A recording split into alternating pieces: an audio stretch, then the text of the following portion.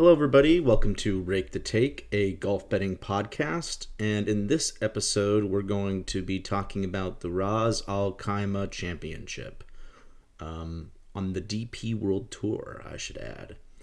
This is the second tournament that's going on this week, along with the Farmers Insurance Open, which is going on right now.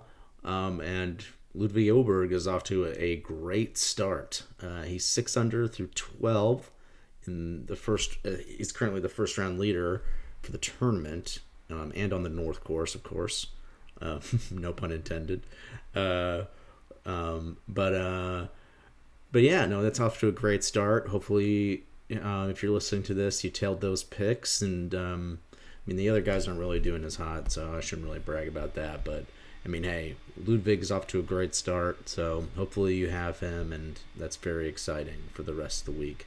Hopefully Eckroat and Nicholas Norgard can kind of pick up their game and get back into the hunt, or whatever. Doesn't really matter, I guess, if Ludwig wins. But yeah, we're not here to talk about the Farmers. We're here to talk about the DP World Tour event this week, the Ras Al Khaimah Championship, which takes place at Al Hamra Golf Club in the United Arab Emirates. It's around 7,300 yards and it is a par 72. It's typically a low-scoring tournament with scores kind of ending around 20 under par. Usually a little lower than that, but that's typically the range that the final score is finishing at in this tournament. In terms of the course setup, the fairways are pretty wide. So most people are going to be playing out of the fairway no matter what.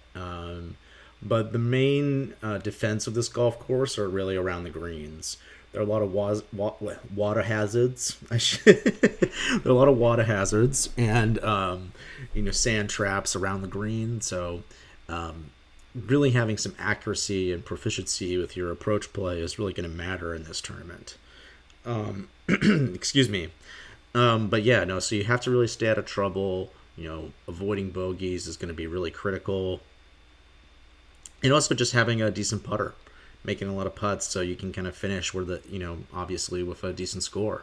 Those are kind of what you really need. I wouldn't call it as much of a birdie fest as some of the PGA Tour events that we've seen to begin the season. But it is definitely an event where you need some decent scoring. A lot of long shots can win here, so that's kind of where I'm looking. That's kind of the main kind of guys I'm looking at. I'm looking for value, looking for players deep down the board. I'm not really looking to bet at the top of the board, even though there are some solid names in this field this week. You got Thorbjorn Olesen, who won here last year, I believe, and then Patrick Reed, Tom McKibben. Those guys are in this field as well. You got your Ryan Fox, your Matthew Jordans, those kind of guys as well. Daniel Hillier who almost won last week on the DP World Tour, is back again in this field. He's kind of an interesting guy if I had to pick one name up the top of the board there, but in general, the odds are just kind of way too short for me this week. I'm not really looking to bet a guy. Most of these guys that are favored, I don't really feel like that their odds really reflect their true percentages of winning this week. I think it's a much closer event, especially since you have it's an easier setup than most. Maybe some of these elite guys can really kind of pull away, but that's not really something that I'm betting on this week. But yeah, let's kind of get into the picks. My first pick is Fabrizio Zanotti. He's been on the DP World Tour for a while. He's from Paraguay. You may have seen him at the Olympics this year. And he's had a pretty consistent profile throughout his career. He's very accurate off the tee, and he's a very solid approach player in general. He's a good ball striker. He doesn't really have overpowering distance, of course. Really his main weaknesses are kind of on and around the greens, but he's been very consistent throughout his career. And he's had some good form to end the season after kind of having a down year overall, including a. Oh, I should probably turn off my phone. I apologize for that if you heard that vibrating. But yeah, but yeah, no, he's got some solid starts. He's had some solid starts over his last six. Included like four of which are in the top 30. And that's also including a 12th place finish at the French Open and a tie for 7th place finish at the Andalusia Masters. He's plus 15,000 for this week. So, I mean, I feel like that's those are pretty good odds given his form and the skill set here. Obviously, that driving accuracy is not going to be a huge amount of an advantage at this course, but he's a solid approach player. So if he can just have a good week putting, he should be able to generate himself plenty of opportunities for this event. After that, another guy at plus 15,000 is Dan Bradbury. And he's a younger guy. He's 25 years old. He's from England. He won the French Open last season. But, he's had some other respectable results kind of hovering around the top 20. He's a pretty streaky player. But overall, just a very solid ball striker. He's got a very respectable distance. He's averaging around 312 off the tee. And he's a good approach player, which that kind of skill set can be hit or miss. But overall, I'd say it's a positive for him. The real weaknesses, kind of like with Zanotti, are on and around the greens. He's not very good there. But I think that ball striking is consistent enough where he could be gaining strokes there, and as long as he's in good positions and is not really hitting into danger, he should be fine. But that's kind of hard to predict.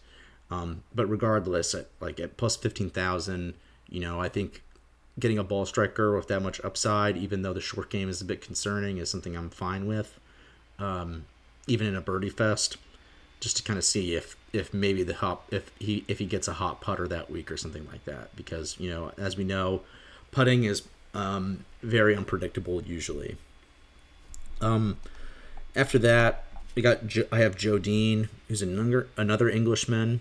Last year was his first year on the DP World Tour, even though he's only 30 years old, and he was kind of prowling around the European Pro Tour and the Challenge Tour, which kind of act as a minor league system for the DP World Tour.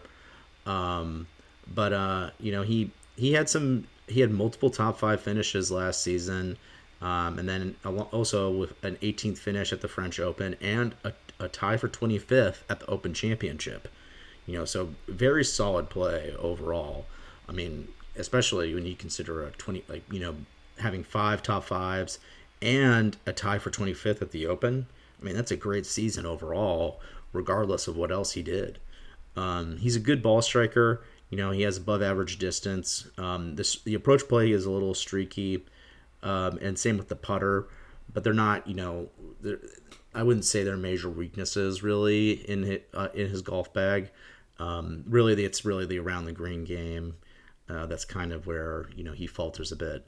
But yeah, he fits the profile player that I'm looking for, and he's at plus 17,500. That could be a great value if he's in contention, given his history last season of finishing in the top 5 whenever he's had a good week. So that's really encouraging. Daniel Brown is my next pick after that, and he's coming off kind of a up and down season, I would say. There's a lot of low moments. He missed a decent amount of cuts, and there were some stretches where he really wasn't in good form.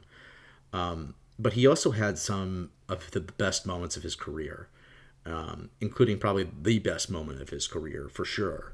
He had 4 top 5 finishes last season on the DP World Tour, so a lot of respectable results, and in contention. And then he also finished in a tie for 10th at the Open. And if you watched that tournament, you would know that he was a legitimate threat to become the championship golfer of the year. That whole week, he was close to the lead basically until the middle of Sunday. And he was playing very great golf. It would have been shocking to see him win the Open, of course, but he does have a decent skill set around him. He's a very accurate driver of the golf ball, and he can be a very streaky putter. But when he's on, he can make putts from basically anywhere. So he can be very good at reading the greens. And the approach play is also a little hit or miss, but it is definitely not as much of a strong suit as his putting when it's really going. And the main weakness for him, kind of like these other guys, is around the greens and with the short game. But at plus 20,000, I mean, I think it's very worth considering him. I mean, at least a top 20, I think I would recommend for him this week. It's the distance obviously is not really something that I'm, writing home about. But at those odds, given his, performances throughout the year, last year, and his putting, I do like those odds. I mean, it just seems like an unfair price. After that, I got Nikolai von Dellinghausen, who's a German golfer. He's been around the DP World Tour and the Challenge Tour for a while, kind of flipping off between both.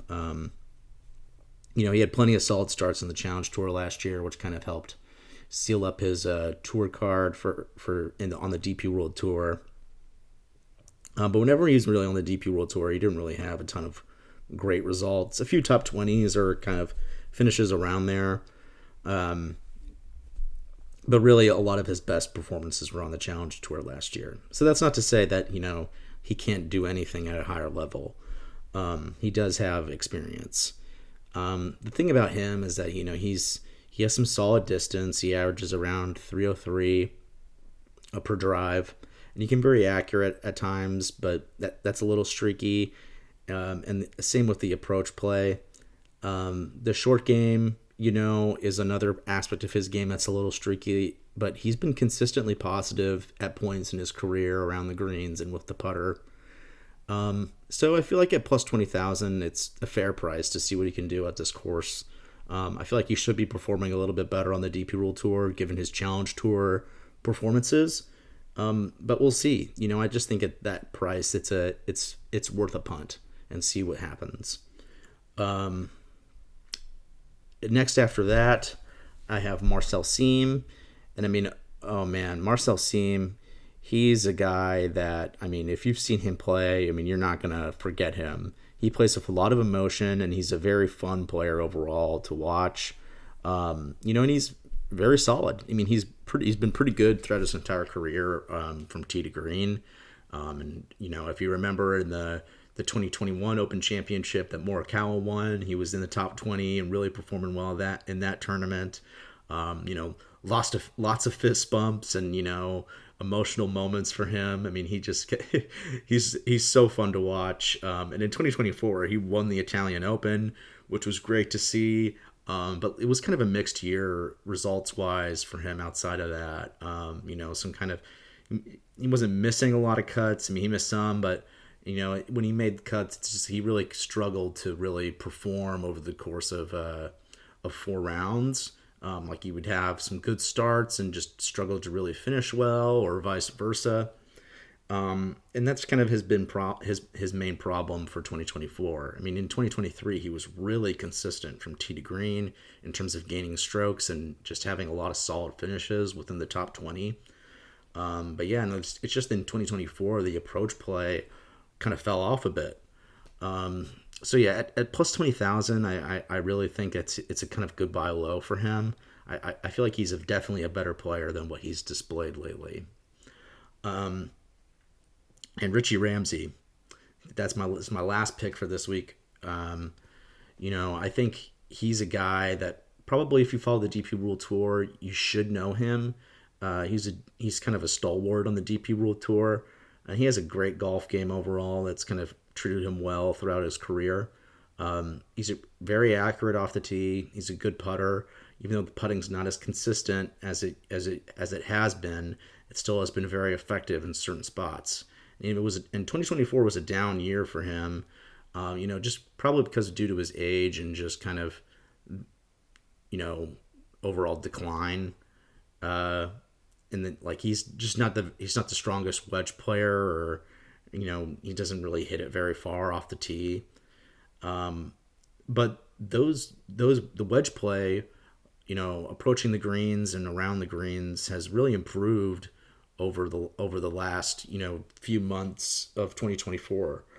And that's when he was really starting to have a lot of better results. He really had some better like top 20 finishes and some moments of contention. Sorry, I just meant I meant to. Sorry for spacing there for a second, but I kind of needed to verify myself real quick. But yeah, no, he had a top 5 at the Czech Masters, and then some other top 20 around there finishes at the Andalusia Masters, the Spanish Open, the Omega European Masters. So I mean, he's had some better performances down the stretch of 2024 in comparison to what was going on in the beginning of the season, where he was missing cuts badly and just overall not really performing all that great. But yeah, no, it's good to see that he's kind of been able to pick up the play a little bit and starting getting a lot more strokes on approach and putting, which he really needs to do in order to kind of get into these events and do well. But yeah, no, I feel like he's also a good buy low right now. He's plus 25,000 to win this week. And overall, given his like place on the DP World Tour, I think those are really good odds. And you're kind of getting a heavy discount on him than you normally would in a DP World Tour event, just because of kind of a course fit thing. I don't think it's necessarily the best place for him because of his lack of distance. But kind of like with Zanotti, I think he's just a good enough player overall where he should be able to overcome a lot of that stuff, as long as he's just able to stay out of trouble and create a lot of opportunities with maybe his long irons and wedges, and also just the putting. I mean, that's another thing that you can't really sleep on. If he has a good week putting, then I think it should be a solid week for him. But yeah, that kind of concludes my picks for this week. Kind of blitzkrieg through all of them, but they're all kind of long shots with similar profiles, so no reason to kind of beat around the bush there. Just kind of want to tell you how it is. But yeah, thank you so much for listening, and if you tell my picks, good luck, and I'll see you next time on Rake the Take.